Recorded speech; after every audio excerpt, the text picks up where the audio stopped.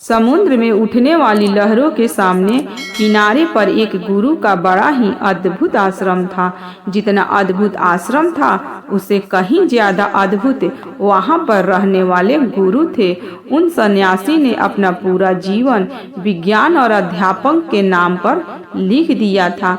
संध्या समय पास के ही गांव से कुछ युवक उस सन्यासी के उपदेश सुनने के लिए उस आश्रम में पहुंच जाते थे। एक दिन संध्या उपदेश में एक युवक ने गुरु से एक सवाल किया। उसने कहा कि गुरुदेव, मन बड़ा ही विचित्र है।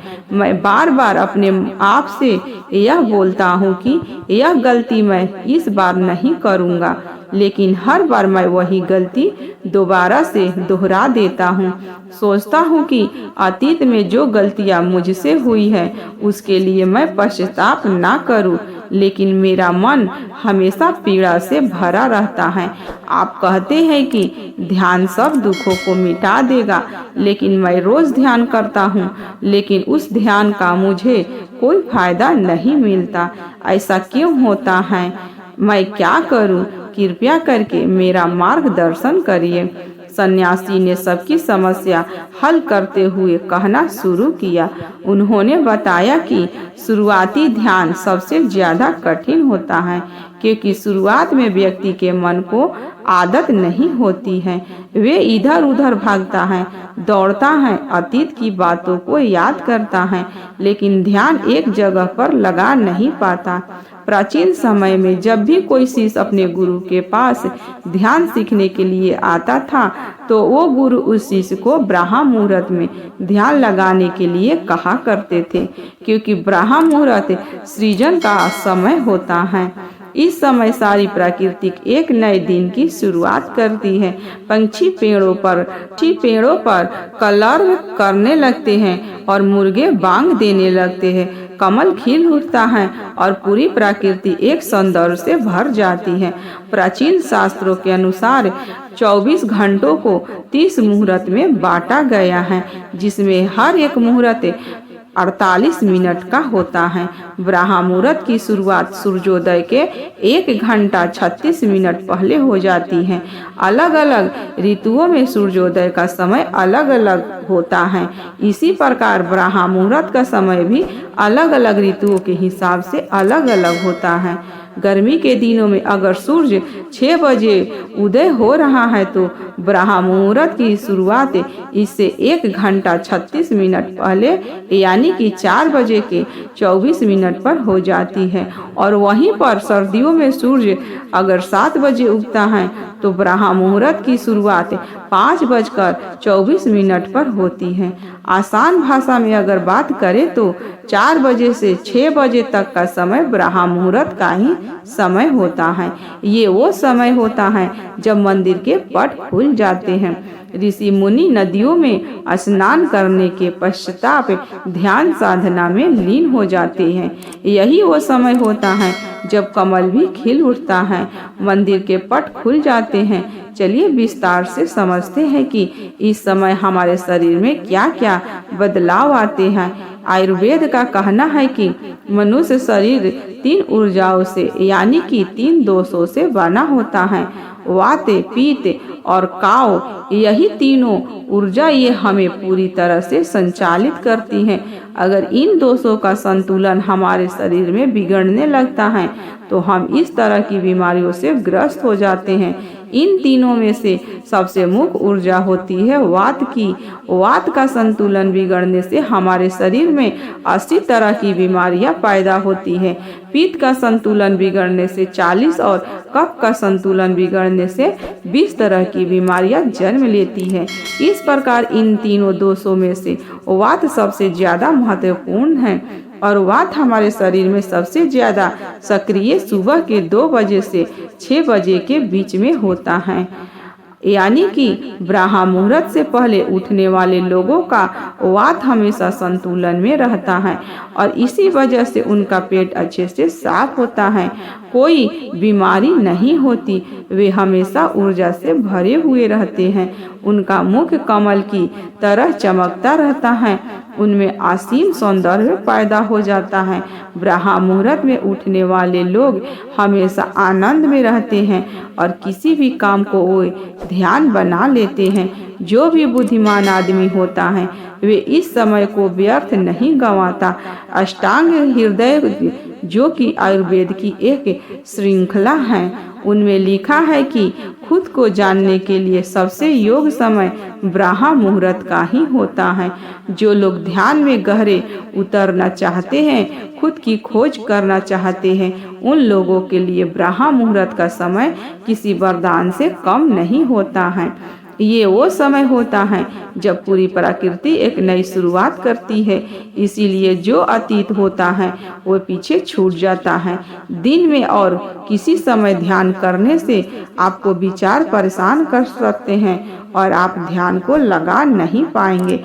लेकिन ब्रह्म मुहूर्त में जब दिन की शुरुआत होती है तो आपका मन और मस्तिष्क पूरी तरह से खाली होता है और ध्यान में उतर पाना उतना ही आसान होता चला जाता है। एक बार तथागत यानी कि बुद्ध के प्रिय शिष्य आनंद ने उससे पूछा था कि हे तथागत, ब्रह्म मुहूर्त का समय आपके लिए कितना महत्वपूर्ण होता है।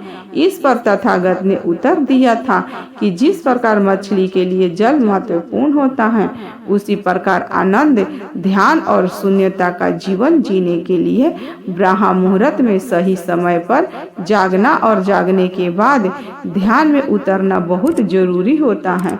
अब आनंद की तरह नहीं है।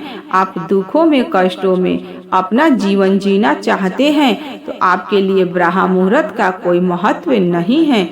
लेकिन अगर आप अपने जीवन में आनंद चाहते हैं, खुशी चाहते हैं, हमेशा ऊर्जा से भरा हुआ महसूस करना चाहते हैं, तो यह जरूरी हो जाता है कि बुद्धिमानों की तरह आपको भी ब्रह्म मुहूर्त का पूरा उपयोग उठाना चाहिए। सभी युवक ध्यानपूर्वक सन्यासी की बातें सुन रहे थे। सन्यासी ने ब्रह्म मुहूर्त पर वैज्ञानिक दृष्टिकोण पेश करते हुए सभी युवकों को बताया कि हमारे मस्तिष्क के ऊपरी हिस्से पर पिनियल नाम का एक ग्रंथि होती है जो कि मेलाटोनिन नाम का एक हार्मोन रिलीज करती है, जो हमारे शरीर में आनंद की उत्पत्ति का कारण होता है। ये वो है जितने अच्छे से और जितनी ज्यादा मात्रा में पिनियल ग्लैंड मेलाटोनिन नाम का ये हार्मोन रिलीज करती हैं, उतने ही आनंदित हम रहते हैं। लेकिन जैसे ही हम सूर्य के संपर्क में आते हैं, ये मेलाटोनिन नाम का हार्मोन अपने आप नीचे गिरता चालू हो जाता है। और इसी वजह से जो लोग देर से उठते हैं, अक्सर ऐसे लोग बिना कोई कारण ही तनाव में रहते हैं। उन्हें खुद समझ में नहीं आता कि उनके अंदर तनाव किस बात का है। छोटी छोटी बातों पर गुस्सा आना, चिड़चिड़ापन, ये सारे स्वभाव उनके अंदर पाए जाते हैं। शरीर और मन, मस्तिष्क की ये सारी प्रक्रिया मेलाटोनिन नाम के हार्मोन का पिनियल ग्लैंड द्वारा ठीक से रिलीज न हो पाना, इसी के कारण कुछ इंसान का भाव ऐसा हो जाता है। ब्रह्म मुहूर्त के बाद मुहूर्त समुद्र नाम से जाना जाता है, जिसमें हमारी शरीर और मन की मूवमेंट होती है। इस समय पीठ पर सूरज की किरणें सीधी आती हैं और सेरोटोनिन नाम का एक हार्मोन रिलीज होता है जो हमारे मन और मस्तिष्क में ऊर्जा पैदा करता है, एक ताजगी पैदा करता है, जिससे हम दिन के सभी काम कर पाते हैं। चरक संहिता में लिखा हुआ है कि जो व्यक्ति रोजाना ब्रह्म मुहूर्त में उठता है, उनकी उम्र बढ़ने की रफ्तार धीमी हो जाती है। यानी जिन लोगों के चेहरे पर समय से पहले झुर्रियां आने लगती है, उनके बाल पकने लगते हैं। ऐसे लोग अगर नियमित रूप से ब्रह्म मुहूर्त में जागने का अभ्यास करें तो कुछ ही समय में वे पाएंगे कि उनके चेहरे की झुर्रियां और उनके बाल पूरी तरह से ठीक हो चुके हैं। एक युवक ने सन्यासी से सवाल किया कि गुरुदेव, कुछ लोग ब्रह्म मुहूर्त में नहीं उठ पाते हैं, ऐसे लोग किस प्रकार पर अमृत में उठने का अभ्यास कर सकते हैं? कृपया करके उसके बारे में मार्गदर्शन करें। सन्यासी ने कहना शुरू किया कि ब्रह्म मुहूर्त में जागने के लिए इससे जरूरी हो जाता है कि पिछली रात्रि आप सही समय पर निद्रा में चले जाएं अगर आप सही समय पर नींद नहीं लेंगे तो आप ब्रह्म मुहूर्त में पूरी ऊर्जा के साथ नहीं उठ पाएंगे। अगर ब्रह्म मुहूर्त में उठने के बाद भी थका थका महसूस करेंगे, आपको नींद आएगी, झपकी आएगी और आप पूरी तरह से ध्यान नहीं लगा पाएंगे। इसीलिए जरूरी हो जाता है कि ब्रह्म मुहूर्त के समय का पूर्णतः उपयोग करने के लिए आप योग निद्रा का अभ्यास करें। योग निद्रा में नींद गहरी होती चली जाती है और कुछ ही समय में आपकी नींद पूरी हो जाती है और आपकी नींद पहले से ज्यादा अच्छी और गहरी होती जाएगी। युवक ने अगला सवाल पूछा कि गुरुदेव, ब्रह्म मुहूर्त में किस प्रकार की दिनचर्या का पालन करना चाहिए? सुबह उठते ही सबसे पहले क्या करना चाहिए और किस प्रकार का ब्रह्म मुहूर्त के समय का पूरी तरह से उपयोग करना चाहिए? सन्यासी ने सबको चेतावनी देते हुए समझाया कि जितने भी योगी महात्मा होते हैं, सन्यासी होते हैं, वो ब्रह्म मुहूर्त में स्नान आदि करके सीधा ध्यान में बैठते हैं, क्योंकि इस समय ध्यान करना सबसे आसान होता है। विचारों का भटकाव सबसे कम होता है, क्योंकि इस समय दिन की शुरुआत हो रही होती है, नया सृजन हो रहा होता है। इस समय पूरा वातावरण शून्यता से, तो इस समय 14 मिनट का किया हुआ ध्यान पूरे दिन में 2 घंटे किए हुए ध्यान के बराबर हो जाता है। आप सिर्फ 14 मिनट का ध्यान करने के बाद वही अनुभव कर पाएंगे जो एक योगी, जो एक सन्यासी, जो एक महात्मा, जो एक गुरु गहरे ध्यान में जाने के बाद अनुभव करता है। तो सबसे पहले ब्रह्म मुहूर्त में उठने के बाद स्नान, सोच इत्यादि करने के बाद सीधे ध्यान में प्रवेश कर ले। कोई भी ध्यान आप कर रहे हो, किसी भी प्रकार का ध्यान कर रहे हो, इससे कोई मायने नहीं है। जिसका भी आप पालन करते हो उसका ब्रह्म मुहूर्त में उठते ही पालन करने का अभ्यास करें और कुछ ही समय बाद आप खुद ही ये अनुभव करेंगे कि आप कितने गहरे आनंद को प्राप्त कर चुके हैं। आप इतने गहरे ध्यान को कभी अनुभव नहीं कर पाएंगे जितना गहरा ध्यान आप ब्रह्म मुहूर्त में अनुभव कर सकते हैं। जिन लोगों ने ध्यान की यात्रा की सिर्फ शुरुआत की है या फिर जो शुरुआत करना चाहते हैं, उनके लिए तो ब्रह्म मुहूर्त बहुत ही वरदान साबित होगा। सन्यासी ने चेतावनी देते हुए बताया कि कुछ लोग ब्रह्म मुहूर्त में जागने के बाद भी उस समय का सही उपयोग नहीं करते। कुछ लोग अपना मोबाइल फोन यूज करने लगते हैं, तो कुछ लोग किसी से बात करने लग जाते हैं।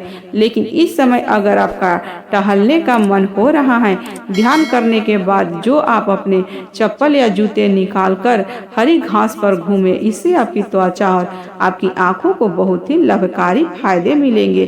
ध्यान और योग आसन करने के बाद एक व्यक्ति को शारीरिक अभ्यास जरूरी करना चाहिए ब्रह्म मुहूर्त में, क्योंकि ब्रह्म मुहूर्त में जब हमारे शरीर में पसीना निकलता है तो हमारे रक्त एक शुद्ध आयु यानी कि ऑक्सीजन पहुंचाती है, जो हमारे रक्त संचार को बेहतर कर देती है और हमारे शरीर की सारी गंदगी बाहर आ जाती है।